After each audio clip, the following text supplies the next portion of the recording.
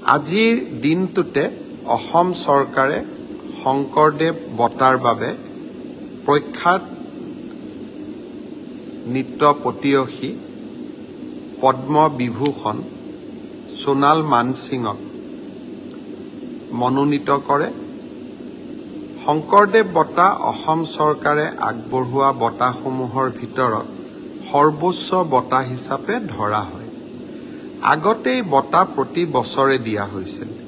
2008 চনত তদানীন্তন কংগ্ৰেছ চৰকাৰে সিদ্ধান্ত লৈছিল যে এই বঁটা প্ৰতি 3 বছৰৰ মূৰে মূৰে দিয়া হ'ব। 2020 চনত এই বঁটা শেষৰবাৰ দিয়া হৈছিল। 2023 বৰ্ষৰ বাবে সোণাল মানসিঙক আজি কেবিনেটে শংকৰদেৱ বঁটাৰ বাবে নিৰ্বাচিত কৰে। মই পদ্ম বিভূষণ সোণাল মানসিঙক অসমবাসী ৰাইজৰ হৈ অভিনন্দন জনাইছো।